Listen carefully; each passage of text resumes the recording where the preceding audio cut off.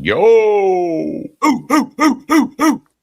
Good morning, everybody, and welcome to the Browns Morning Brew. If that new intro doesn't get anybody pumped up and want to drink coffee right now, I don't know what will. I already had lyrics going through my head, bro. I want to do some scraping. Yeah, was that actually a new song for the intro too? Yeah. I was going to say that song rocks. Who did that? Yeah. All right.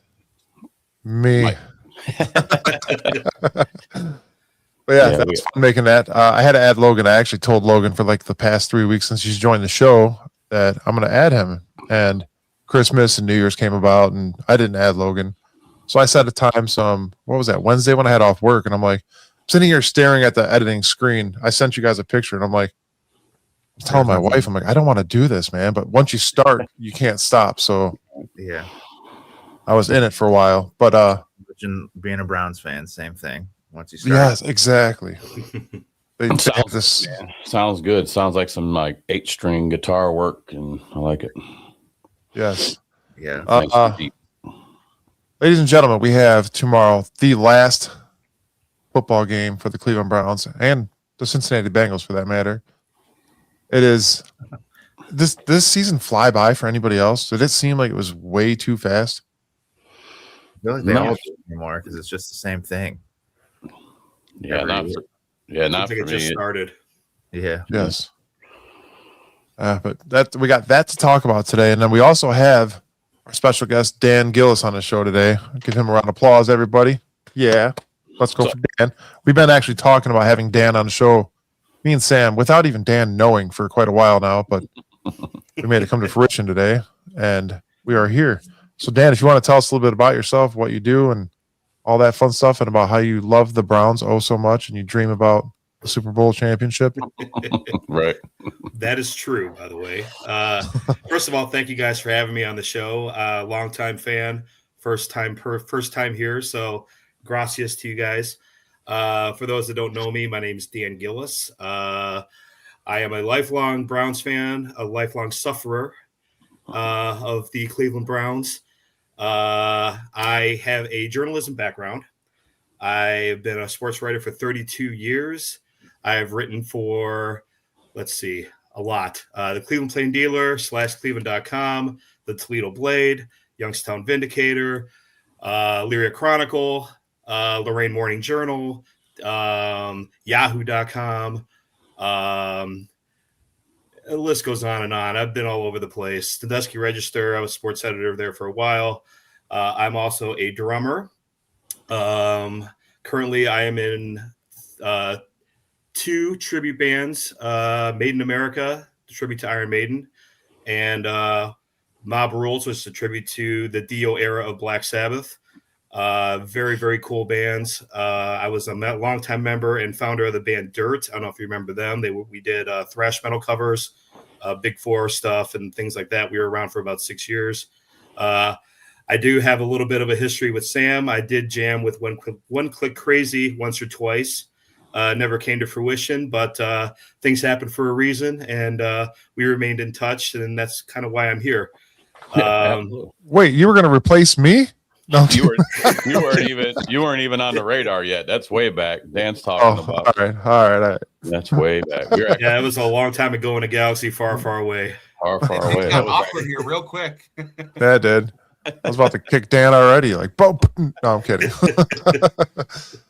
Yeah, we appreciate you joining us, man.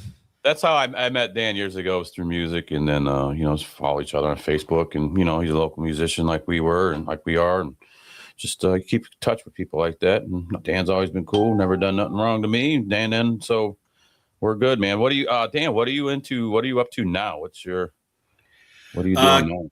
I currently write for Phil Steele Publications, based out of Westlake. If you know the name Phil Steele, chances are you're a big college football fan / college football gambler. Phil puts out a annual national college football preview that blows Athlon out of the water. We put a lot of time and effort into it on every single Division I team, even Division I AA or FCS team. And part of that is called North Coast Sports, where we do weekly publications on basically previewing games from a gambler's perspective. with predictions, with analytical analysis behind it. And we get a lot of, as I like to call them, degenerates that are regular customers. So if you enjoy to place wagers here and there, do yourself a favor, go on to ncsports.com or fieldsteel.com or both, and sign up to one of the publications. We have, actually do 3. We do one called Inside the Press Box. That's through Phil Steele too.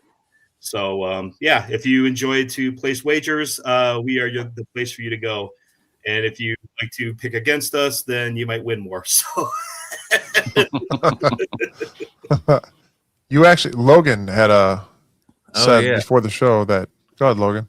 Yeah, I think it was when you were writing for Morning Journal, like in the 2007, 2008, probably around then. I played baseball, so I remember a few of your articles like covering our team in Amherst and talking about them. So I don't think you said anything bad about. What do you say about your fielding, buddy? That's I was a pitcher, so I didn't have to worry about fielding. But yeah, I was trying to think if you had said anything bad about me, but I couldn't come up with anything. So I think you're safe. I tend to not diss high school athletes. Yeah. Right. Like most of my background was high school sports. I still enjoy covering high school sports. We'll see how this NIL thing impacts it moving forward. But and I do recognize your name, by the way, now that I'm going through the Rolodex of all the things I've covered. So nice to see you again, Logan. Yeah, there's another quick little link I think us 3 have in common. Dan, Rick Amador, don't you? Oh yeah. There you go. Logan, Rick Amador turned me on to Logan. That's how Logan become on the show. And so got a mutual friend there too. Nice. I've known Rick Amador since he was a kid. We grew up in the same neighborhood. He was a few years younger than me, so we go way back. So you know all the brothers. You know Bob, right? Ortiz. I know Bob Ortiz. Yeah. Yeah. That was my roommate, bro. Me and Rick years ago. I had Bob. Me and Bob. Shit. Bob stayed. Me and Bob lived with me for like 6-7 years, man, out in Lorraine. Wow, that's awesome. Yeah, so it's pretty reunion show. Small world, man. So you were running with all them boys back in the day, man. So that's what's up. Bob sold me a couple of cars. Right on, man. And the other brother, I forgot what his name was. He sold me my last car. Dano, probably. Dano, yep. There you go. See, it's all in the family. All right, man. So what's good, boys? Last game coming up. Thank God. That's how I feel about it. So Battle of Ohio, at least something else to watch and see if we can finish the season out 5 wins or we stay at 4 wins. So yeah, I have I know we kind of got into it last week about not whether or not we wanted to beat Pittsburgh. Actually, like that game, I feel a little bit differently about the Cincinnati game than I did the Pittsburgh one. I just wanted to beat Pittsburgh, but if we I still want to beat Cincy, but if we lose, it's okay, it's not, I don't know. To me, it doesn't feel like as big of a rivalry, or we really have nothing at all. It's not like we'd be knocking Cincy out of the playoffs if we won. I think also too, it's kind of the, even though you won last week, you still hear so much about Stefanski. Not only seems like he wants out, and so the idea of a win changing or not changing anything is a lot different this week than it was last week. Yeah, Tony Grossi said all that. Or I guess in the press conference it was right there, but Grossi was kind of the one that said it might not just be us firing him, he might actually just want to leave also. Yeah, it might be a mutual parting of ways, which, if you watch everything that's happened and how it's happened, it does make sense. I don't know, if it was an insurance company and I was, the manager at the insurance company and went the way that we went with the Browns, if I'd want to stay there, they might just need a new voice, and might be at that point where it's just, it's not our choice. Yeah. Do you think Kevin Stefanski right now is hey, I want to let these teams know that I can win and beat 2 of the AFC North Division rivalries before he parts ways with this organization? I don't think none of the guys giving up on the dude. They're all still playing for the guy. Yeah. They all still, it's a team effort. They're still out there trying to grind. They don't, they want to get a W if they can. Firm believer in that. I don't think this, Kevin's Kevin. I think that if they part ways amicably, he's still going to find a job somewhere. So I don't think he's really sweating no bullets. So We're gonna get fired by the head. Like the head coach is gonna fire us. That's crazy. That only happens here. Yeah. Wait, Only in Cleveland. what do Yeah. you got on that, Dan? What's your take on any of this, sir? First of all, anything Tony Grossi says, I trust as far as I could throw anybody. He's a hack. He's the worst Browns reporter I've ever met. He just makes shit up to make shit up. He likes clicks. If you go onto his little land on demand site, everything is about, oh, well, maybe Stefanski will leave. Maybe Stefanski's going to go. Like everything, like the whole season, he's been begging for Kevin Stefanski to be gone. So him coming up with this theory out of his ass, But you got to just pay don't 10, see it. I mean, you got to pay $10 to read his articles. Once you see the headline, and then you got to pay $10 to man. read I the know article. it's awful. I mean, this is the guy that got fired by the Plain Dealer for promoting fake news. So Didn't he had something, he got in trouble with ESPN too, I believe, didn't he? There was like 2 things that were, well, he called Baker Mayfield a midget live on the air. So there was that. right. And then I think he called out the previous, what was it, one of the learner, he called out somebody. Is that what the Plain Dealer situation was? Something Yeah. like that. So yeah, I'm with you on that, man. That guy, I hear him talking. It's like Charlie Brown's teacher talking. I'm like, get out of here, bro. Really? He's all, like you said, if there's nothing there, he's trying to stir the pot, he's trying to catch these young kids. I really think he preys on that when he's asking them in their pressers. Yeah. He tries to draw out what he wants out of them. Luckily, some of these guys, I think, got enough common sense. I'm sure they're warned. They're like, when this guy comes around asking questions, here's how you deal with him, because he ain't nothing but trouble. So He's I like called, persona non grata around Berea. I called Tony Grossi a geriatric F-bomb. Worked out well. I wonder, we have, I don't know if the Facebook comment from Titans Idiot Nation. He actually started following me after I did that fast car cover. I want to know from him, like, does the Titans media seem like they're working against the organization at all times? Like someone like Grossi, or I don't know Mary Kay personally or anything like that, but it seems like she's also like stirring the pot quite a bit. I would want to know, like, in other like organizations, if the media kind of pushes against them at all times, or if it really is just here. And certain people, not all of them, but you got to wonder too, though. It's like if you have 2 longtime reporters like that, and if they are constantly stirring the pot, maybe it's not them stirring the pot. Maybe the pot is stirring, and they're just letting us know about it. I mean, it's been a long time. It does seem like they are working kind of against them, but on the other hand, too, man. I mean, it's been a long time that the same sort of behavior has happened. And if you're an organization and you're going to allow a reporter to affect what it is that you do and how the organization is run, I mean, then what kind of organization are you running? And that's kind of where the Browns have been. You can't, I kind of feel like the media here gets a little bit too much of the blame for what the Browns do on the field. I mean, they work against them, but think about the history of this team as well. And, the choices that this organization has made constantly over the last 40, 50, 60 years. I mean, right now we're facing, first of all, the AFC North is filled with teams that basically have their root in Cleveland, right? Cincinnati doesn't happen unless something goofy happens here in Cleveland, and it did. And the namesake for our team is on the name of their stadium, which is crazy. Yeah. They pretty much have our colors. Brown and orange, brown and black. But that if your TV wasn't good in the 80s, you weren't sure, which colors you were looking at. It was talking about the bunny ears with the tinfoil wrapping on there. Yeah, for sure. And that's when they chose those colors, the Ravens, you don't have to go into the history there, right? It's, there's just a lot of the AFC North is filled. We talk about like curses. The AFC North is just filled with our missteps of this organization. Yeah. Jimmy Haslam was a minority owner of the Steelers before he came here. So exactly. Chuck Noll grew up in Ohio, in Cleveland, played for the Browns, became the head coach of the Steelers. Bill Cowher played for the Browns, head coach of the Steelers. Tomlin's first job was with the Browns. Did you know that? I did not know that. No. He was an intern coming out of college under the Romeo Crennel staff. Oh, There you go. That He explains a got lot. Romeo coffee. Wow. There's a little bit of background there, Dan. Yeah, I didn't know that either. Yeah, It so se- all it seems three like- of the modern coaches in the Steelers' history all have ties to Cleveland somehow. It seems like if you look somewhere, it's almost like every coach has some kind of tie around here, you know. Well, it's because we change regime so often. Yeah, I think we're getting ready for another one. So So what they're interviewing all these people, like presidents of the organization, not even GMs. It seems like almost like a Holmgren thing that they're looking at, like somebody to oversee all of it again.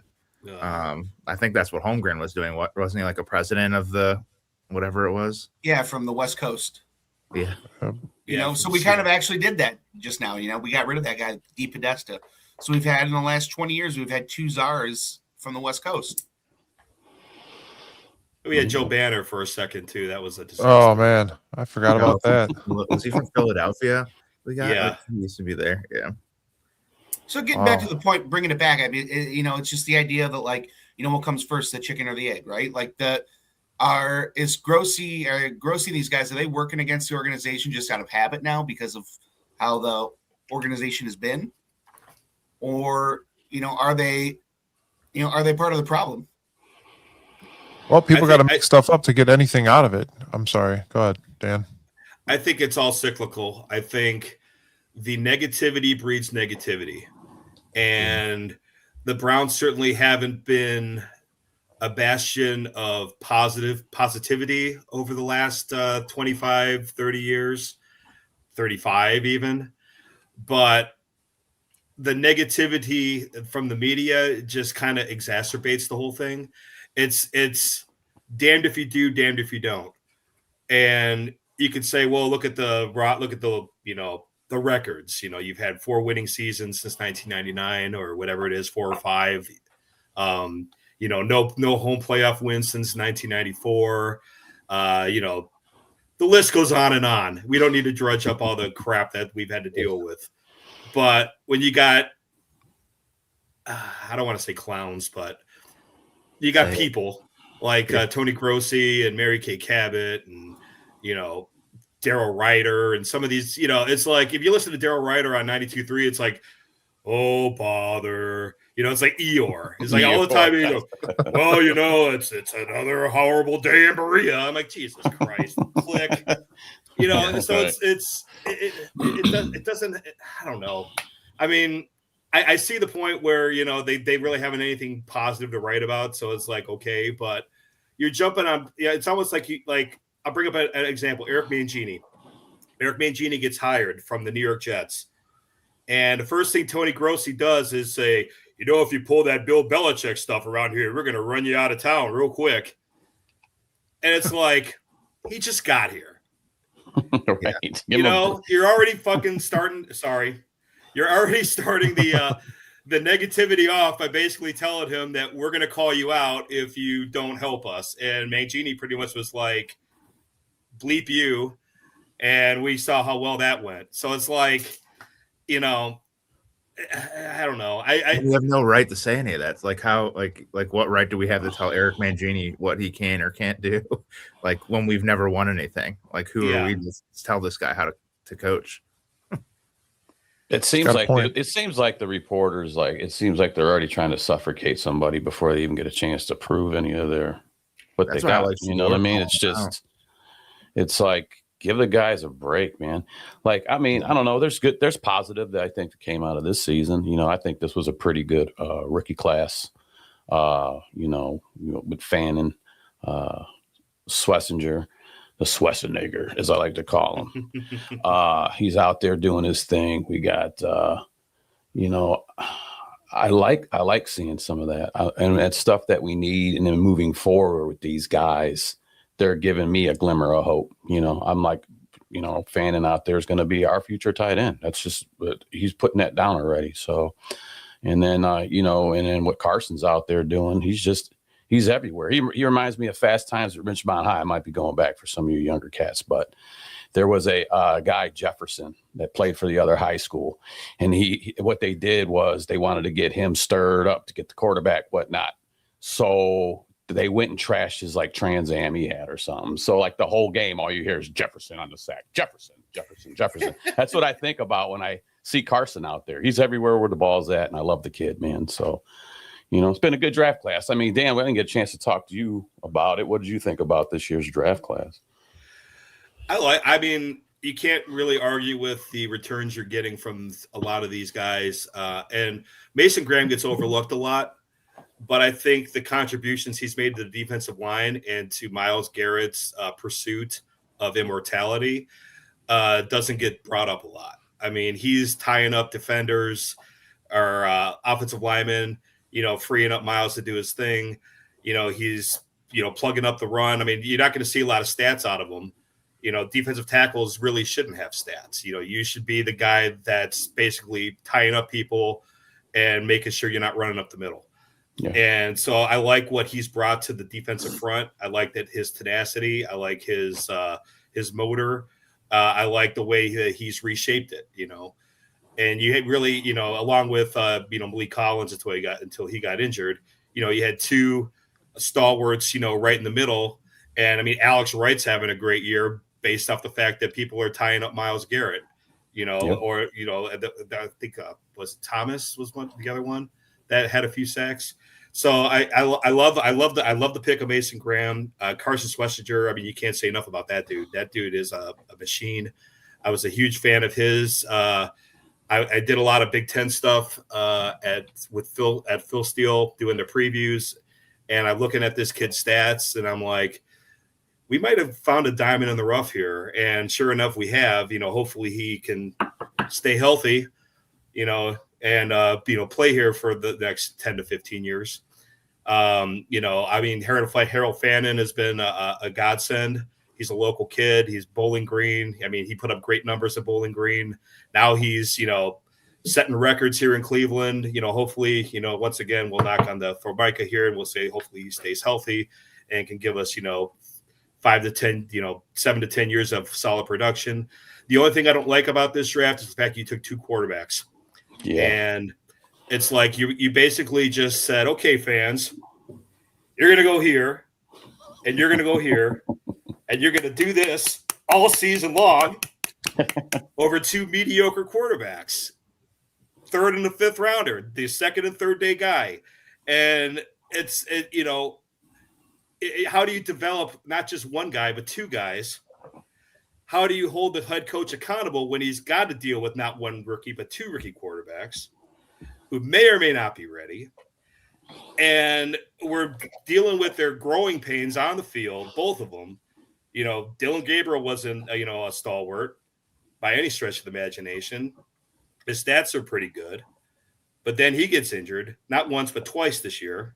Then you got Shedeur Sanders, who's a lightning rod of just everything, who's been up and down, mostly down. I mean, yes, I don't see. I'm not a Shedeur fan, clearly, and I just don't see it in him. I don't know what he's got a famous daddy. Good for him. I just don't. You could have avoided all the Browns can't avoid the circus. They never can avoid the circus, and this is what they bring upon themselves. Johnny Manziel was a circus. We brought him in. Baker Mayfield was a circus. We brought him in. Deshaun Watson was a circus. We brought him in. And now Shedeur Sanders is a circus, and we bring him in. And we're creating drama where there shouldn't be any drama. And it's been the defining moment of the season.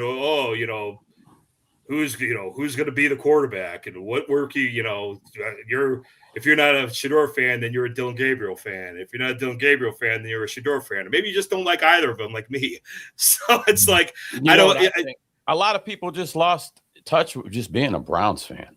Yeah.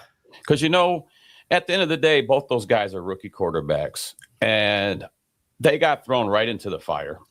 That's the way it went. I like, having a guy sit for a while. But like you said, they went and drafted two quarterbacks. Well, they had a quarterback problem. So they're like, well, let's draft two quarterbacks.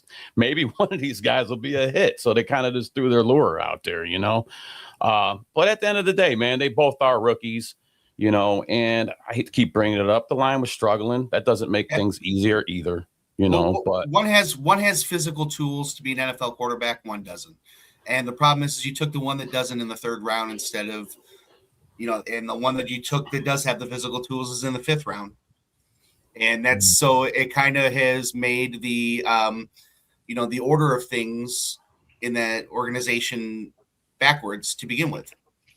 The guy that you can see has the physical tools you took later.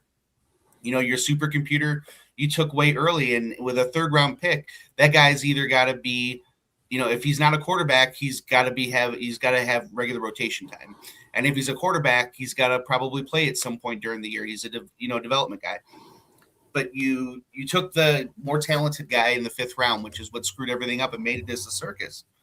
And then that goes back to and then you do something like that, and then you have Tony Grossi, guys like these that are just they jump on top of it. I mean, how many times did you have questions to Shedeur that you didn't have these sorts of questions to Dylan Gabriel, as far as trying to figure out a split between the coaching staff and one of the players publicly. And that's constantly pretty much what his press conferences have been. And I think he's done a pretty good job of kind of putting water on that fire every single time. I know he gets a lot of, Dan's not a fan of him, because for whatever reason, and that's fine. I mean, you don't have to be a fan of a team, not a player, right? Yeah. You want whoever it is to do well. But, I think there's also this, he, as much as he has gotten too much credit for some things because of his lineage, I think that the spotlight's on him even more, in that he gets much more criticism than he would have either. The fact of the matter is that you have a guy there that you took in the fifth round that is making throws that you've been waiting decades for a quarterback to make. And that's it. That arm talent that you're looking for, we haven't seen here in a very long time. The other things you're supposed to be able to coach for these players. You're supposed to be able to coach some of these habits. Bingo. And I want to see them do it. We keep waiting here in Cleveland for a savior. We want to draft a guy in the first round and have him come out and be an all-pro. And that's not realistic.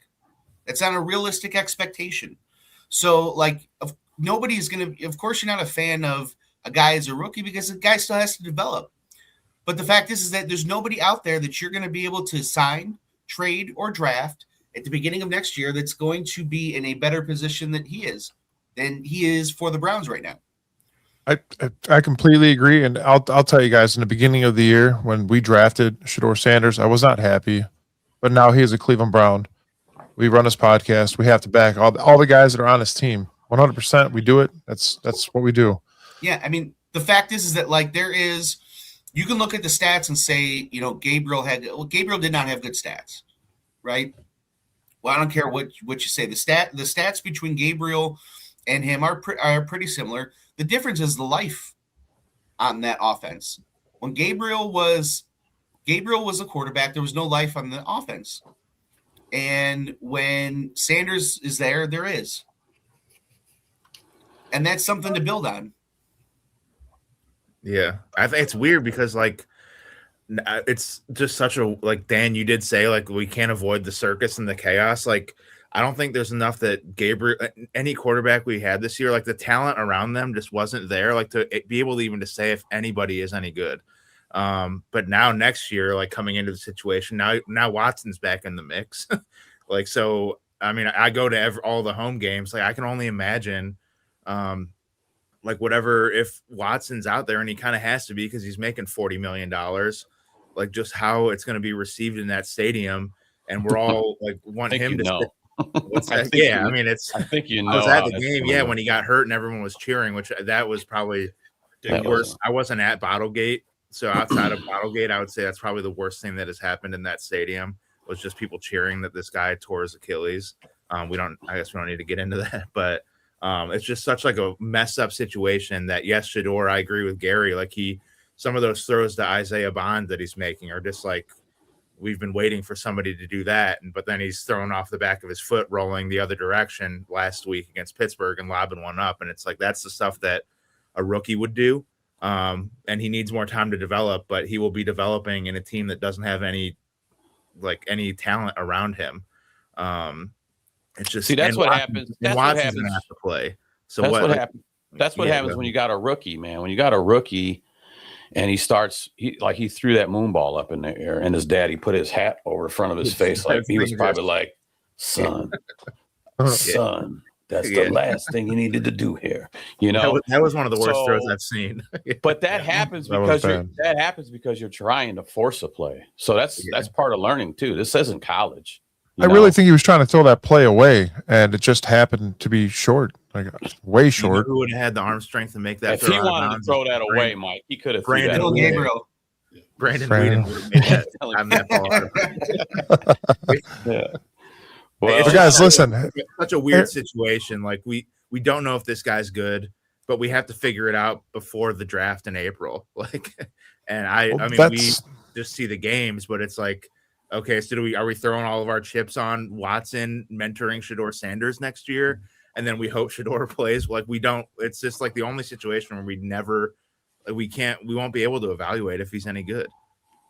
And it's, we're gonna be finding out how things are gonna play out here shortly because and you talk about everybody getting fired. That like A new coach will bring in whoever he wants to bring in, and that includes quarterback, that includes lineman, that includes defensive coordinator, unfortunately. defensive coordinator.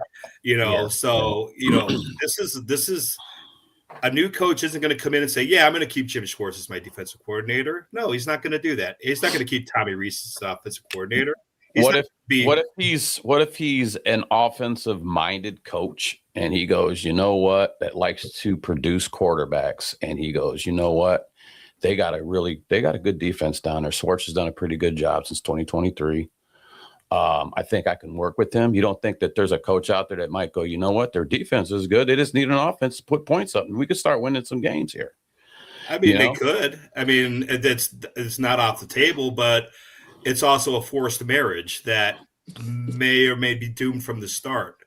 Right. It's you got to find somebody that's willing to either has a relationship with Jim Schwartz from the past or has the same agent. I mean, this is another thing. Yeah. A lot of these coaches have the same agents, and a lot of them like to stay under their agent tree when they make these hires. So that's another thing that nobody talks about. So, do they have the same agent? That's going to be a big thing. Or does he if this guy, he's looking at the big picture and he says, okay, I want my defense to be B and you run it A. So I'm going to bring in the guy that's going to run B so that A can get the A out of here. And, I mean, it's a big unknown. Sure. A guy's going to come in that's going to look at the quarterback room and says, yeah, I don't like these two rookies at all. And we're saddled with this $50 million guy. I got a guy that I want to bring in that I'm going to deal with this $50 million guy for a year, and then he's gone. And then I'm going to run with this dude. So, I mean, they're not going to say, you're not going to hire a guy and say, yeah, you got to start Shedeur Sanders next year, whether you like it or not. And the coach is going to be like, yep, I'm out here. I'm going to the Titans. Well, here's something, for example, guys. Listen, I know everybody in this whole fan base right now hates Kevin Stefanski. You have an elite defense right now. All you need help with is offense. Get yourself a line. Get yourself receivers. Don't draft another quarterback. Do not, because you're going to make him come in here and look like an idiot in Game 6 next year. That's what's going to happen. He's going to fail. We're going to make him look bad again. Run it with Shedeur. Run it with Deshaun Watson if you have to. Run it with somebody that's here that knows the system already. Keep Stefanski here another year after you get the offensive line receivers. See what Sanders could do. Literally, that's what you have to do. We're already a crap team, dude. Who cares anymore, right? Just run it again with a line, run it again with receivers that can catch the ball, that have somewhat reliability. And there's so much, man. Come on, guys. Like I really don't want to get a new coach right now. I'm upset with Stefanski this year, but you got to understand injuries are one of the biggest things. Old offensive line that is no longer a top 3 offensive line. Receivers that cannot catch a ball. And I get it. Shedeur Sanders isn't the elite rookie quarterback that everybody wants him to be, but who was Peyton Manning? Look at him. What do you throw? 12 interceptions, 13 his first year. things happen your rookie year. You spend an off season on working on those things with your quarterback coach, and you come back bigger and better next year. Bigger than Dylan Gabriel, I can tell you that. Yeah, that was a short joke. I was going to say 5'9". And- 5'9's bigger. And I think part of the thing here too is that like when you look at like why the Browns are in the situation that they're in, like none of them are Stefanski really. You know, you're in week 17 or week 18, whatever week it is now with all the added games, right?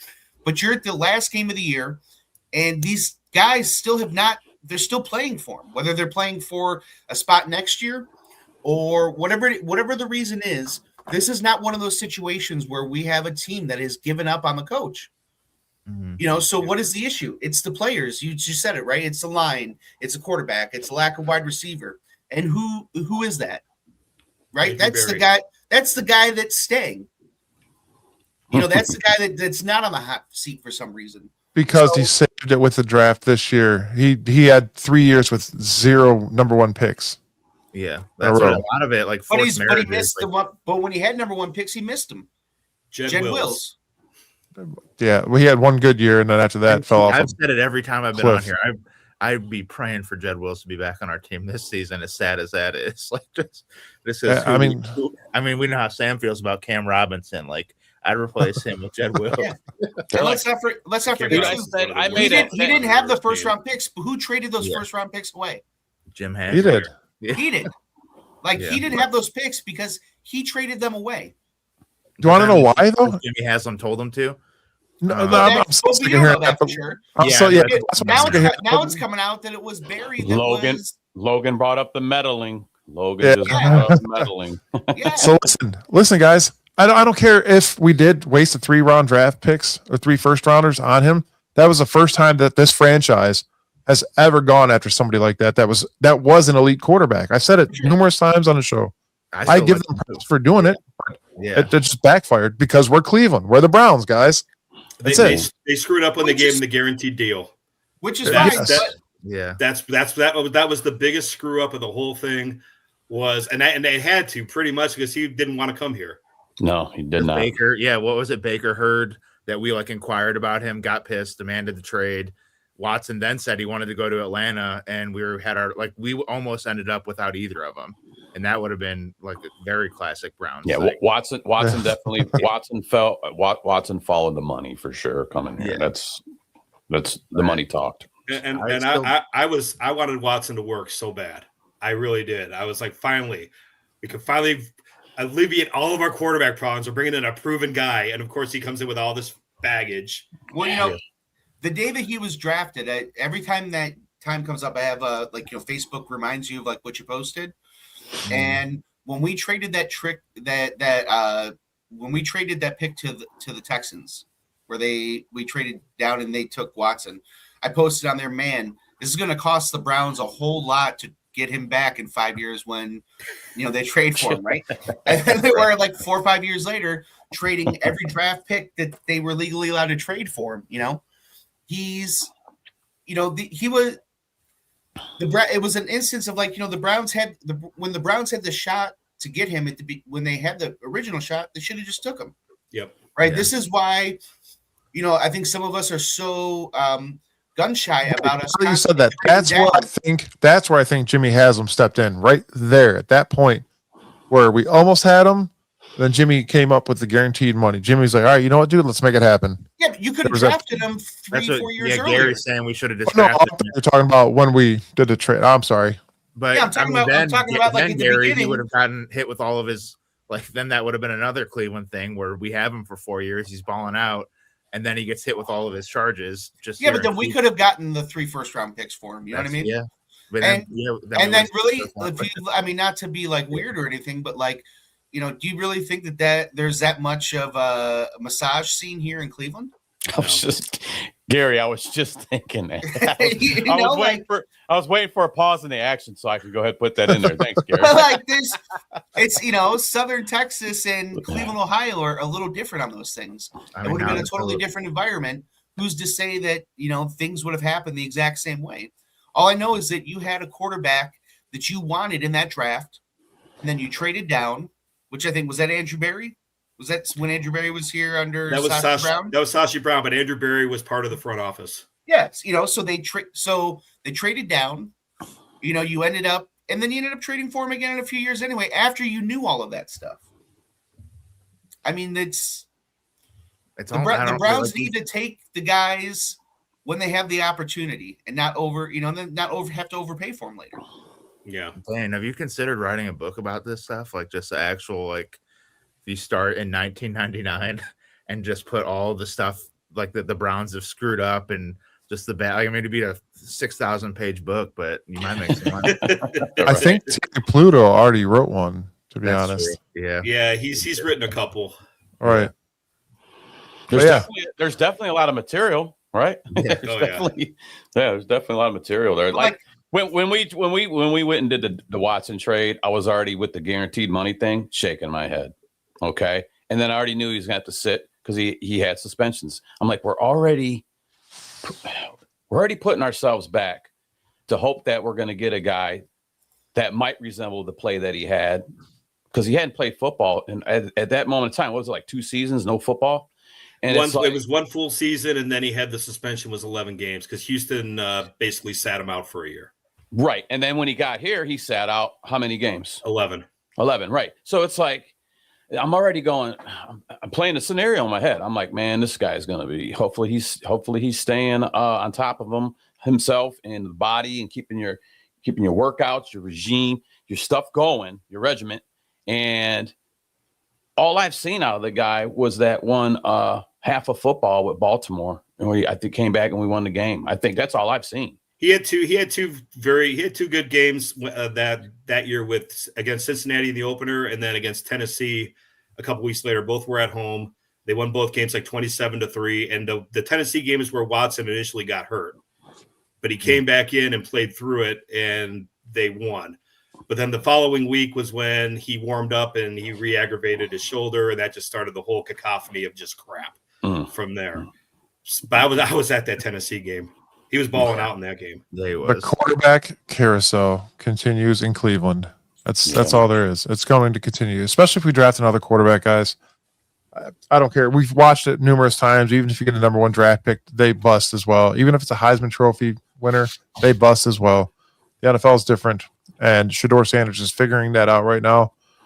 And I know, Dan, you do not like Shedeur, but I hope Shedeur closes the door on your dream next year. Honestly, I just want a good quarterback. I don't necessarily have to have him be the next Bernie Kosar, but comparable would be nice. Better would be even better. Like serviceable. I mean, with this defense we had this year. Imagine if we had a serviceable quarterback that could have put up some points. Yeah, the defense was keeping you in games. So then if you put points on the offense, putting points up, you win games, or you're going to lose really close, And we didn't get a chance. We didn't get to get none of that. I am ready for the Browns to finally be good enough that when we play the Bengals, we can play clips of Sam Weish and just scream about the history and hate the Bengals between Cleveland and Cincinnati. We haven't talked about we're playing Cincinnati, and we haven't even talked about them. We've been in here for 45 minutes. Yeah. We have not said a single word about the Bengals, the history of the two teams, the rivalry. I mean, at one point in time, this was a rivalry. Their head coach came out on national TV, grabbed a microphone in the middle of the game, and told the crowd, "You're not from Cleveland. Stop acting like this." You're in Cincinnati. Like that's when they were throwing batteries. Yeah, they were throwing snowballs. There's no snowballs. Batteries. I thought it was baters, like little batteries and stuff they were throwing down there. I think they're putting batteries in the snowballs. Yeah, dude, it's weapons. It's like people were throwing snowballs at Jerry Jeudy when he had that stupid flip in the end zone. But yeah, you're right, Gary. Yeah. No, he did the stupid somersault in there. But you're right, Gary. So guys, we have played the Bengals 104 times. We know we play them 2 times a year because they're an AFC divisional rivalry, and they're leading right now, 56-48. The Bengals are leading. I don't care for the Bengals. My stepson is a Bengals fan, so I have to live with one. That's why he's a stepson. That's why it's his stepson. It's actually his biological son that he calls his stepson. Yeah. Your daddy raised you wrong, boy. You a Cincinnati fan. But he's not. He's cool about it. He's cool. I told him I couldn't talk to him this weekend, but we're cool. We're over it. Kind of in the opposite boat of they like everything I always cry about is we don't have a quarterback or a elite receiver for him to throw to. They do have that. They just don't have what we have. Like they're just the exact opposite build of us. We have a great defense. Afraid to spend money. We blow money. Yeah. Well, at least they spent theirs on good offense. But yeah, it's just weird. Like we have this great defense, no quarterback or receivers. They have a great quarterback, great receivers, and no defense. But we both have poor offensive lines. So if we talk about what we have in common, we both wear orange, and our offensive linemen are all third stringers. And we both have coaches that nobody likes. Yeah. But look at Pittsburgh, man. Pittsburgh, Tomlin's been up there forever. And no fans up there, I would say a majority of them fans don't want him. They're done with them. Pittsburgh fans that I've talked to are done. They're done with Tomlin because of, okay, you got winning seasons, but that's great to have 20 winning seasons, but you want, championships. You want to playoffs. Further your season and have playoffs. that high bar. Like, could you imagine having that as our bar? Like, we want to win championships. Yeah, I'd be okay with that. Could we just win 7 games? Like, that's what I'm saying. If Tomlin gets fired, bring him in here because I want to win 7 to 8 games a year. The Browns have not won a division championship since their division was the AFC Central. 1989. Yeah. I was not even alive. The Houston Oilers were in that division, weren't they, Dan? Yeah, it was sure the Bengals, the Steelers, the Oilers, and the Browns. Yeah. That was AFC And we Central, won that on the final right? game of the year in Houston. I remember that. I know me and your age is not too far off, Dan. So thank you for joining the show since I'm not the old head sitting up here now. I feel okay. Us 50-year-olds, we got to keep the past alive. That's what I keep saying too, man. These younger cats look older than us. I don't know what's going on here, man. What are you talking about? I look like the oldest one on it. Well, besides Dan now, but I look like the oldest one on the show. You just turned 40. Look at this 40, 50-year-old guy over here. Yeah. Hey, that's that tow truck life though, bro. This is that job right here. It reflects on my face. Browns, of course. fan, man. Yeah, everybody on the show is actually 30. We just everybody watch the Browns. Oh man, good over there, Gary. I don't see one gray in there, man. You looking all right over I got there. them on here. Look at that. Oh, okay. Yeah, see, it's all right. I hide them, buddy. Mark, don't let him fool you. I hide them, and then I have long hair, but I have short hair where it's gray. You know what I mean? I cut them off so you don't see them. Right on. Cheater. Oh, I earned every single one of these white hairs, and I will own it until the day I die. Word. You could be the bearded Santa Claus. I thought it was me, but now I could be Dan. There you go. Pulled off. Perfect. But guys, I didn't take score predictions this week because obviously people like Carson Schlesinger are not playing tomorrow, which is kind of a bummer. But you know what? He gave it all last week with a bum leg, and he was still making plays. It is a game we really don't care about, but it is still the Battle of Ohio, and you do want to make this a rivalry again, right? I mean, the Paul Brown days is that's why he did this. Yeah. Cleveland got rid of him. Paul Brown said, I got one for you, dude. Watch this. I'm going to go there to Cincinnati, make a team with the same colors, orange and black, put our little zebra-looking stripes on our helmet, and we're going to own you. Which Same initials. Straight to Kentucky and build an NFL team. Yep. The Kentucky Bengals. That's what kind of stunk about the Pittsburgh game when I watched Harold Fannin make that adjustment to that ball. That's where he re-aggravated his groin, not when he rolled into the end zone or stood up. And he was not just setting the bar, he was setting records, okay, with, as far as I'm concerned. And then Carson, I think he was 2 tackles away from tying DeQuell Jackson for, I think it's season single. Tackles, rookie tackles. Tackles. And I didn't really expect Carson. I mean, that kid's been playing banged up. I was surprised he played in the Pittsburgh game, to be honest with you. And so after that game, I was just kind of watching some of these pieces fall off. They're just beat up. They're done, for that, the season. So unfortunately, I should say, fortunately, they did how well they did this year. I mean, if we can kind of right some of this ship, they should succeed more, So I'm looking forward to seeing them guys, continue to do what they're doing. We do know that Harold Fannin is out tomorrow as well, so hopefully somebody can step up in that position because we know that's what Shador likes to throw to as his tight ends. But are we gonna have a Jerry Jeudy breakout game? Is he finally Stop gonna it. start catching the football Stop and it. everybody goes, "That's the Jerry Jeudy we needed all season," but it don't work. It's not worth nothing because The where season's we're already at. That's what I'm over. guessing. He's the Shador guy that throws would do for that. He would do that. He'll have Yeah. like What's the 300 Shador's yards, gonna 4 throw for- touchdowns. I'll be like, I Yeah. can't stand this dude. Fire. Shador's going to throw for 300 yards, 3 touchdowns, all to Judy, and nobody Right. will know what to do. that is such a Gary prediction. Yeah, that's. I said But- 300, not 700. Yeah, That's Oh, sorry. yeah, right. I That's mean, being a Browns fan, because we know how these things work out sometimes. It's always like, okay. And then you watch what the guy didn't do all year, and that was catch ball and be a player. He really didn't. Just enough to raise question marks going into the offseason. Like, Right. oh, is Shador good or is Judy good? Like, maybe they're great. And then No. just enough to like throw everything off. No, if we didn't know, I think, don't quote me. I think we still owe the guy like $17 million. He's still under contract, and you're not going to get paying nothing him? for that was him. another Andrew Berry thing. Yeah, see, and you're not gonna get nothing for him. What team wants to do that after you just seen what he done the last season? I mean, nobody wants that on their team. This was the last stop for him, I believe. This is the last stop. This is it, dude. This is this is the land of misfit toys. You ain't doing nothing here in Cleveland. You must throw the rest out the window.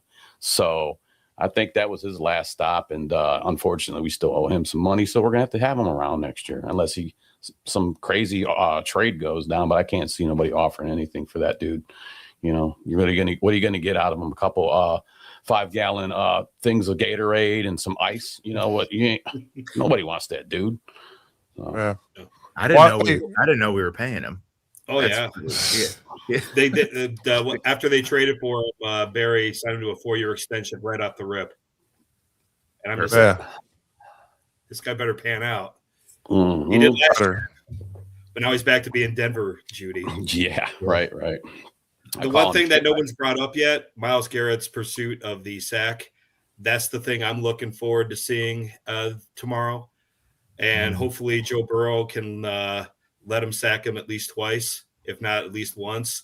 That'd be the one thing that us long-suffering Browns fans can take solace in, is the fact that we had the guy that blew away Gastineau, blew away Strahan, blew away TJ Watt, is going to be up there all by himself at the top of the list as the guy that had the most sacks in a regular season. It'll be perfect. He'll do it the season before we have to trade him. This will be like the early 2000s Indians, where guys are winning Cy Young awards every other year, and then as soon as they win a Cy Young award, we're trading them for minor leaguers. Yeah. And that's kind of, so it's like you can't even enjoy Garrett in this thing because you don't know if he's He gonna. said something yesterday, didn't he? Yeah, he's already saying crazy stuff again. So like. Yeah. We were kind of talking about this in a group chat yesterday, like the drama that is always the Browns. And it seems to be like, other than the Raiders, we're the only other team other than the Raiders and maybe the Cowboys that has this sort of stuff go on all the time. And it goes back to the meddling owner. Yeah. It's when you have a meddling owner, just nothing works out. It's like, I don't know if anybody's ever worked in a restaurant before, but like if you guys probably don't want to rehear this after I put. I thought it was a great. I didn't even say anything after because I thought it was a great point. I turned my phone off. I was tired. I'm old. I go to bed at 9:30. Oh man, I was up typing. It was one of the longest text messages I read it this morning. but it's like you have like if you've ever worked in a restaurant or you were ever worked in an industry where if you ever worked in an industry where you have specific skills that you need in order to work in that industry, right? So like. It happens in restaurants. It happens in probably roofing and construction, right? It happens in, whatever it is that you're doing, right? I've worked in restaurants before where you have people that have made their money elsewhere, and their dream their whole life is to own a restaurant. So they come in and they own a restaurant and they put all this money in to make things look great, but they don't know how to run the business. And they that place ends up open for 6 months, or ends up being the worst place you ever worked. And for one reason or another, you can't figure it out. That restaurant does not do what it's supposed to do. And it's because the person that's steering that ship doesn't know how to drive. And you have an owner right now that's kind of what they're like. This guy made his money in a different industry, right? Instead of coming here and hiring football guys and people who know what they're doing to run the place, he thinks he's the general manager. He thinks he's Jerry Jones. And how does that work down in Dallas? Not too good for old Mr. Jones. How has that worked? How's that worked with the Raiders when you have owners running it as a GM? Versus when you have somebody that comes in that's an owner, goes, man, I've always wanted to run a restaurant. I've always wanted to own it. But you know what? I'll own a team, but I'm going to hire somebody that has experience and knows what the hell they're doing. Gary, I got a question for you. I've been always wanting to do a podcast, and I run this ship. How am I doing? This is the part where we but the thing is you know what, man? If you were, which is fine, like, so you're doing a podcast, right? And we're all of us, and we're doing good, and we're having fun, right? But if you were asked to go and run a radio station off of your podcast experience, what do you think you know what I mean? If I was asked to go run a radio station with just my little experience, what do you think? How would I do as a program manager? Probably not very well. I might run the station back into the ground. Long as you're playing Black Sabbath, long as you're playing some Black Sabbath, your rotation, as long as you play some Logan Bruce music, you'll be all right. We'll put a little Logan in there too. Yeah, I'll hook you up, Logan. You'll be in there, brother. But one thing, like Jimmy has, like I do like think that's a great analogy for it. I actually worked at like this pizza place when I was like 21 or something, and it was owned by two like rich guys in Florida, and they had no idea how to run a pizza shop. They just wanted to own one, and it opened and didn't last very long. But like to your point about Jerry Jones, or like Al Davis was more prevalent than Mark Davis.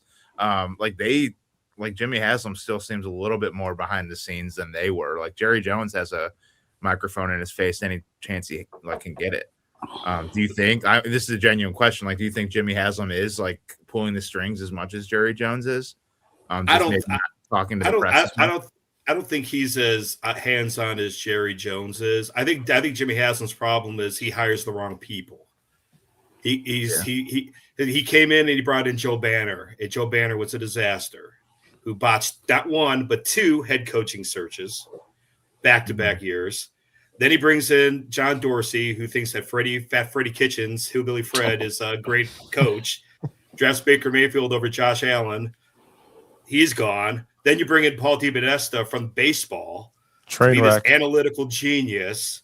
And you bring back Andrew Berry, who was part of the front office, who decided to trade down from Deshaun Watson. And then you go and you have these guys, they make one of the worst trades in NFL history, and Andrew Berry still has a job. And so to me, it isn't, I think Jimmy Haslam really wants to win in the worst possible way, and he's not afraid to spend money to do it, unlike the guy down at Carnegie in Ontario. But the problem there is he doesn't know, he can't get out of his own head, and either he trusts the wrong people, or he immediately loses trust in them and decides he has to like kind of jump in and be the guy, the Jerry Jones guy. And he can't make up his mind which owner he wants to be. The media rips him for it. The fans rip him for it. And he's kind of in this catch-22 now, where people look at him as this Tennessee outsider who, meddles too much. But at the same time, and scams truck drivers. But he just can't get out of his own. He can't get out of his own way, and he trusts the wrong people to the point where then he can't trust anybody. And yeah, but he shouldn't even be in that. He shouldn't even be in that building. You know what I mean? Like he's the owner. He could be in whatever building he wants. I mean, I guess you can when you're the owner. You can, but we're talking about can versus should. And the way that they have that, the way that things have been there, even if he's not the one going, even if he's not calling and saying, you do this and you do that, the fact that anybody is able to have his ear is crazy. Mm-hmm. Yeah. You know what I mean? Like he shouldn't be in that building. That team should be, football people should be running that organization, and he should be making ownership decisions based on wins and losses and how the team is doing, not based on anything that's going on in that building, because he shouldn't even be there. If he is in there and you have the owner can go to him, or the coaches can go to him, and the general manager can go to him, and you have all these other different people that are fighting for his ear in there, that's one of the big problems that you have. That's why he's not hiring the right people, is because he's in there and they are constantly playing to him instead of they're playing to him to keep their job instead of trying to win. I would love to see the different. I wish Dan Gilbert would just buy all three teams. That or even I think Jimmy Haslam would be better. Even if he bought the Guardians, to bring up we don't need to talk about baseball, but the fact that they're the second lowest payroll after 2 back-to-back divisions is that's where I think Jimmy Haslam is being he's not, or he's willing to throw the money around, and that's probably the best thing about him is he's willing to put money, the Watson thing. It ultimately didn't work out, but the idea of it was great.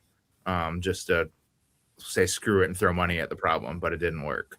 I don't know, man. I would be interested to see the difference, under a microscope, of how the Browns are run versus how Dan Gilbert runs the Cavs, and just to kind of just see the differences in the way the organization runs and who reports to who, because it's night and day. I would assume.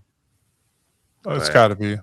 Yeah. Well, I'm curious because, with the Paul DePodesta thing, so you're Jimmy Haslam, and I hear what you're saying there, Gary.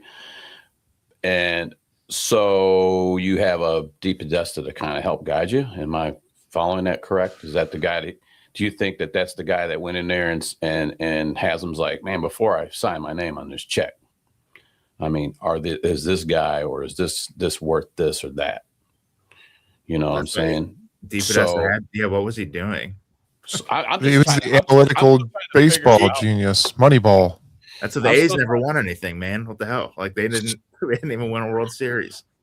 You have to have somebody talk to an owner like that to say, hey, man, this guy's worth it, or hey, man, I don't know, you're taking a 50-50 shot here. I mean, somebody's got to talk to the guy before he puts his pen to paper with signing that big checks. So I don't know, man. He needs somebody in there to talk to him. You can't have just going in there and signing checks and then you got shit deals. What are you going to do?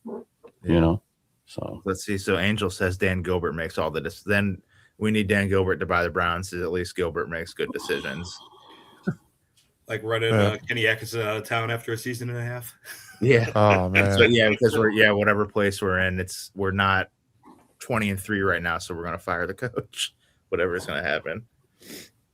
So to get back on topic, guys, for tomorrow, the Bengals are 7.5 point favorite, and the over under is at 44.5. Yeah, 44.5. So this is kind of funny, and I'm going to bring up a good point here, and this is what's going to make it funny. Obviously, the Bengals can put up points, but can they put up points on the Browns' defense? We can't really put up more than 20 points, it seems. But the thing is tomorrow, you got Miles going after his record. Could he sack Joe Flacco? And then the guy that we saw in a Browns uniform week 1 against the Bengals come in and Miles sack him as well for a second sack? Anything's possible. Sure. Maybe, anything's possible. Joe Burrow gets hurt on the first sack that breaks the record, and then Flacco comes in and gets sacked too. Anything can happen. You know what I'm saying? It's the NFL. We've seen it. So I don't care how it gets done. I just want to see it done. Like I said, this is the only, it's hard to tune in when you're losing week after week. But it's just something to tune in for. And we're about to see some history here. We hope, I was hoping last week we would see that. And I don't want to really drag in what their game plan was over there in Pittsburgh. But, do you think Cincinnati's going to have the same game plan to not let Burrow get sacked? No. I mean, they should, because Burrow has been getting murdered. That should be their game plan every week, is to make sure that Joe Burrow does not get sacked. Right. You know, so of all the teams that don't have that game plan, that they're the team that should. I mean, is that their main focus like it was for the Steelers? No, It should be. No, I don't think so. As much as like I think Pittsburgh even had a little of like they've been very protective of TJ Watt and like the argument of who's better between them. So I think probably that entire building was a little more focused on making sure that TJ Watt stays the best pass rusher in the AFC North. I don't know if Cincinnati really cares because, well, I guess they have what's his name, Hendrickson. Mm-hmm. Yeah. He's out. He's out. For tomorrow, I believe he is out. Yes. Hold on. Let me get He get his lung. What happened to TJ Watt? Yeah, he's got a groin injury as well. TJ Watt's had a punctured lung. Yeah. Yeah, supposedly he'll be back for the Ravens game. Mm-hmm. How convenient. Which I seen Lamar's going to be back too. So I don't know. That should be a good one. So back to Gary. Who are you rooting for in that game, Gary? Steelers. I'm rooting for a plane to crash at the 50-yard line and you're flipping the coin. No, dog. You got to give me one. You can't give me that because you're. I mean, in previous shows, this would make you a. Who's the rival? You said it was. We got into this. You said it was Baltimore. I don't think it's Baltimore, especially after the game you watched last week. You still think there's no rivalry here between the Steelers and the Browns, bro? So, I think from the Steelers this way, there's no rivalry, man. So, we can hate whoever we want, but in order for there to be a rivalry, they got to hate you too. And they hate us. Oh, they don't like us, man. I mean, I'm not saying they like us. I'm not saying whether they like us or not. I'm saying that like they pay us. We're on their pay no mind list. And you said also that you have to be able to beat them to be a rivalry. Well, it looks like we're holding fort down first Pittsburgh at home. So well, I mean, we'll see. We'll see how Pittsburgh reacts in the future. So going back to it, who am I rooting for? Yeah, just curious, bro. I'm just curious. You know, honestly, I don't know. I'm very torn. I don't want either team to win. I want to see a tie, I think, or mutual. Because here's the thing: is that like I feel as though the Steelers lose, Tomlin might be gone, which would be great for the Browns. Bring him here. And Baltimore, if Baltimore loses, what's his name? Harbaugh. Harbaugh might be gone. So both of those things are great things for the Browns. So sorry, Gary, go ahead. Sorry. I would say when you think about it, I don't know that this might be a win-win for the Browns or a win-lose for the Browns. I think that this is the AFC North is coming to an end here, the way that we know it. There's lots of we talk about like things that Myles Garrett has said. Who knows how long Lamar Jackson is for Baltimore? What are you talking? 3 years ago, we were the toughest division in the league. And look at us now. It's not there. It's at the Steelers of it goes like this, but the AFC North has been this for a very, very, very long time. For 25 years. It's a tough division, man. It's been a tough division. And now, dude, the law of averages catches up eventually. And this is the Browns' time. This is the time for the Browns to capitalize. Yeah. Because you have Joe Burrow. Everybody's future in the AFC North is, you don't know what it is. It's uncertain. Mm-hmm. Whether it's their coach. You have a situation here, depending on what happens, that all four coaches in the AFC North could be different next year. Yeah. So this isn't the same AFC North that it used to be. This is the end of that. We're the NFC South now. For sure. The AFC North is in the upside down. Yeah, and so it just you just want the Browns to when they have the opportunity, you want them to do the right thing, and they have never proven that they are a team that can make the right choices and do the right thing when they have the opportunity. Here's your cue to write a song about the AFC North right there. Yeah, there we go. As far as like the Pittsburgh Baltimore, like I would like to be part of the reason why Pittsburgh doesn't make the playoffs. I think that would be good. Ultimately, it doesn't matter who wins the game, but it would be nice to have been one of the reasons why they didn't make it. It is. I never even thought about that, Gary. Like just how in theory the entire division could be open in the next couple of years, as far as just everybody's future. And it's set. Like I don't even have faith that we would capitalize on it. It's almost like I'm pretty sure we'll make a decision that'll like ensure that we stay near the bottom. Like just whatever. I don't know. I hope they prove me wrong. But it's tough. Like I feel like if Pittsburgh fires their coach and brings in, I see like Angel mentioned that it would be Brian Flores or something, which like they like the way the Pittsburgh organization is run, they'll just bring, whether it's Flores or whoever, they'll bring someone in and they'll just instantly be good again. And I can't take Gary seriously right now. Oh, they're looking like he's like a Temu version of Kelsey scratching his back. Like both Kelsey brothers mix into one to scratch. Yes, that's what it looks like. I don't know why I thought of that when he was scratching his back. Temu Kelsey. Oh God, man. All right, guys. So here, I want to do something. I want the Ravens Steelers. Just pick a team right now. Sam, go ahead. Ravens Steelers. Ravens. Yes. Gary. Are we picking which team we want to fall off the face of the earth? Both of them, but which one do you want to win? Which one do I want to win? I don't want either to win, man. I can't. I'm Right, not Dan? making a choice. Okay. Go ahead, Dan. I'm going to go Ravens just because I can't stand the Steeler fans that live in Northeast Ohio. There you go. Nice. Logan? Same thing. I'm going to have to just agree with Dan's. Yeah. Man. All right. Now, we're not even going to do score predictions for tomorrow. Let's not do that. Let's just say who's going to win that game. Sam, go ahead. Cincinnati. Gary? Browns. Dan? Bengals. Logan? Browns and an upset over the Kitty Cats in Cincinnati. Boom. Meow. Shador has a game. It's all coming to this, fellas. This is all it's came down to. Yeah. The last game of the season, guys. Have some faith. Season almost over. Yes. I just can't wait to see what types of changes are in store, man. I hope there's something, because I don't think if we keep doing nothing, you're going to keep getting the same result. Isn't that what's that, the insanity rule? You keep doing the same thing over and over again. So can we please see some changing of some guards? I would like to see. No pun intended. I mean, we do need help on the line, but in management, we need some help, man. We need some things to change. All defense is gone. I want to see something added to this to make this rivalry actually worthwhile. So here's what I propose. Every year, the loser of the Battle of Ohio, right? They cannot use orange in their colors the next year. Ooh.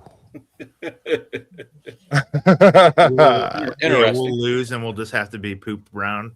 We just have to be brown and white. Brown and white. All right, man. I'm gonna go kidnap Mike Vrabel and bring him here because we had him the year prior, and now look at what he's doing over in New England. That could be the biggest what if in recent history. You had him, and you decided to run it back with Stefanski this year, and you let him walk, and now you're in the same scenario where you're thinking about moving on. And I'm sorry, there's no coach out there that's an upgrade that I think is like, yeah, this guy's going to be better. And that's the problem. But you had someone last year in the building that would have been an upgrade. And you're like, nah, but we'll be all right. We'll be better next year. Job, though. He would have taken it. He would have taken it. I don't think so. If Vrabel wanted he that said job, he would have. When did he ever say that? It's all over the internet. You believe it? Come on, you believe the internet. Come on. I have never seen him say that. He was waiting for two jobs, Ohio State and New England. Well, all the Buckeye fans wanted Ryan Day fired after the Michigan game. They almost had him. Yeah, Mike Vrabel was never going to be the coach of the Cleveland Browns. Because he's competent? Yes. Yeah. Right. You got a point there, Logan. Yeah. I want us to be some type of team that actually I just want to be a team. Yeah. I just want to be a real boy. I want us to be competitive, okay? Before we go into our brand new dome, so the next talk of the town doesn't have to be they spent billions of dollars in this dome and these guys are still trash. And then Logan's still writing songs and he's got grays in his beard now. And he's like, oh my God, dude, I can't keep doing this no more. Yeah. But you know, we need something. We need a change of guard, man. I mean, well, let me ask all you guys then. So, coaching, coach, Dan, who would you bring in? This is going to be a hot take. Okay, Kurt Signetti. Whoa. And the reason why, everywhere he goes, he wins. Yeah. And he took the most horrible, moribund, awful basketball school, football program, and now has them on the cusp of a national championship. Oh, you saw Indiana coach. The Indiana coach. What could he do for a football team that hasn't won anything since 1964, has been an abject disaster since coming back in 1999? What do you think he could come in and resuscitate this team, this program, and turn it back into the winner it deserves to be? I mean, he's never been in the NFL, so that's a negative. And most college coaches, when they come to the NFL, don't do well. I can go through a whole list of people: Urban Meyer, Nick Saban, the whole 9 yards, Chip Kelly. But you look at Jim Harbaugh, what he's doing in San Diego, I keep calling him San Diego, Los Angeles, the Chargers, and seeing what he's doing there and how he did it with the 49ers after leaving college. Pete Carroll, when he came back from USC to Seattle, had them should have won 2 Super Bowls. He won 1. It could be done. And it seems like his players like to play for him. They love playing for him. He's taken this whole James Madison team to Indiana, and they've won. They've never won there. Lee Corso couldn't win there. So I look at him and I'm watching him and the way he conducts his program.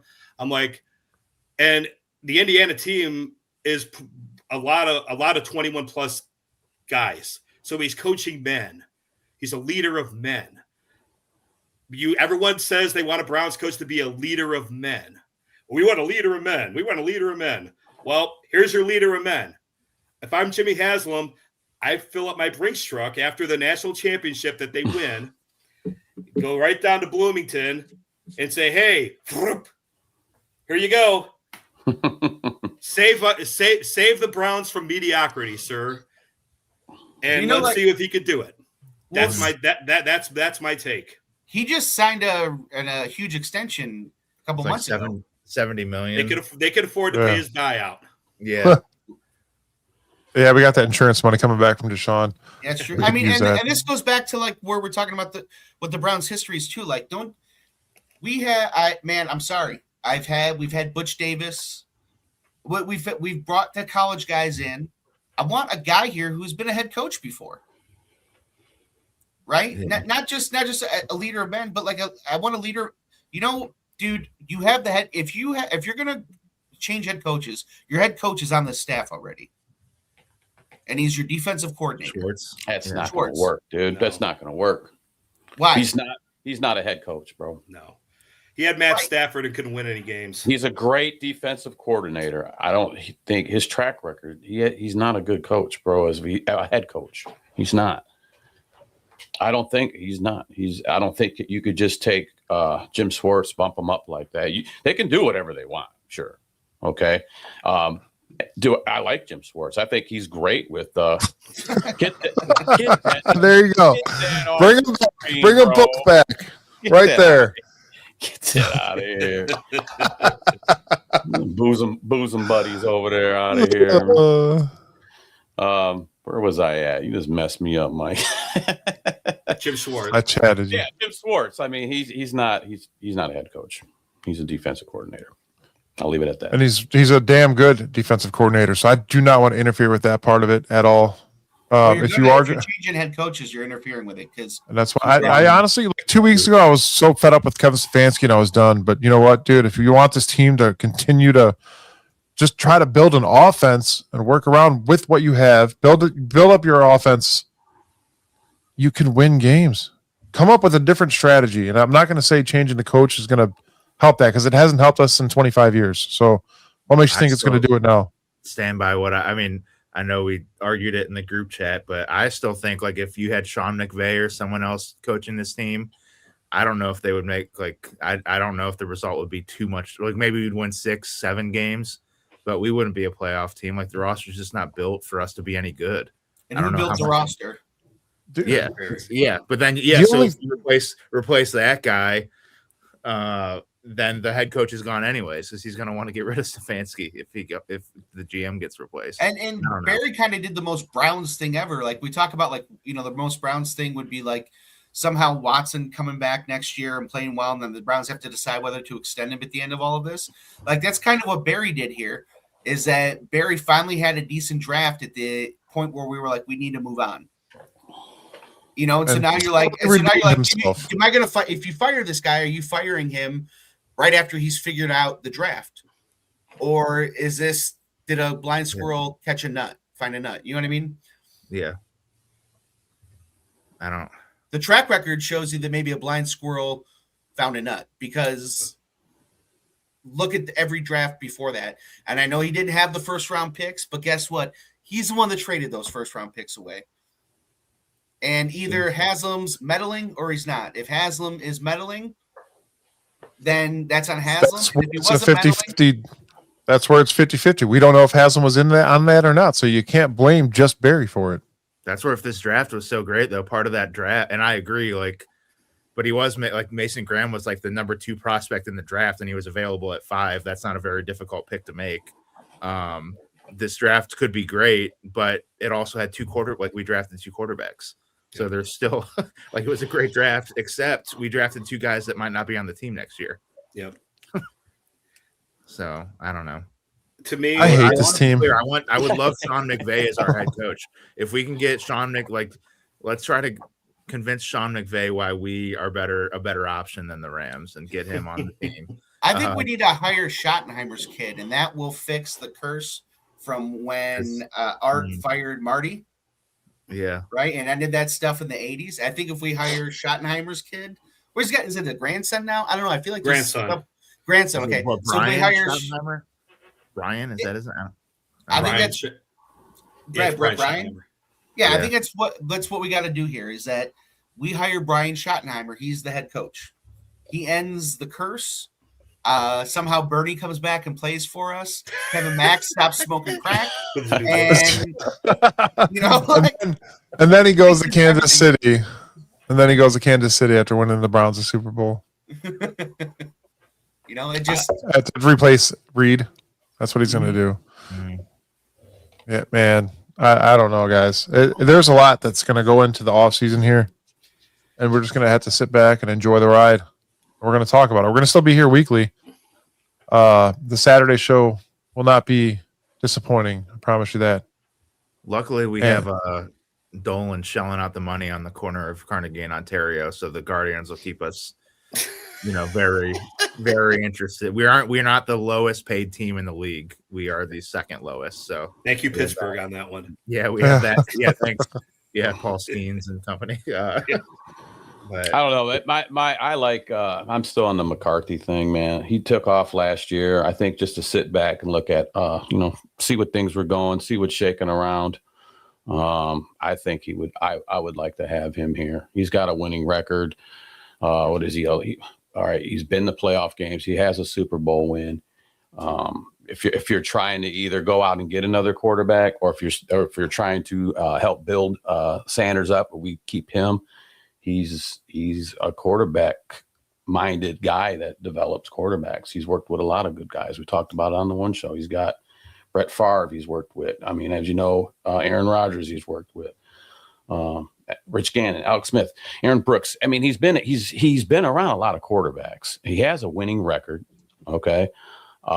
His playoffs, what is he? I think he's 11 wins, 10 losses, but he's been in the game for a while. It's a guy that I think knows football. Did things work well in Dallas? No, not so much. Okay. But sometimes you need different places to go. Would a guy like that want to come here? Me and Angel talked about who wants to come here and deal with the building that's on fire? It's like John Gruden wouldn't want to come here. I don't like those guys wouldn't. Right. But I don't know. Maybe he sat back this season. He's watching this whole NFL circus as a whole, not just the Browns organization. He's going, you know what? I might be able to work with that Sanders kid. You know what?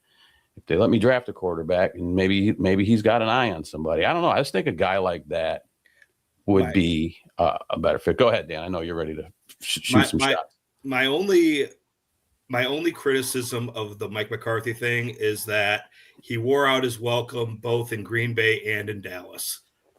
And like to the point where they were like, let's get rid of this guy.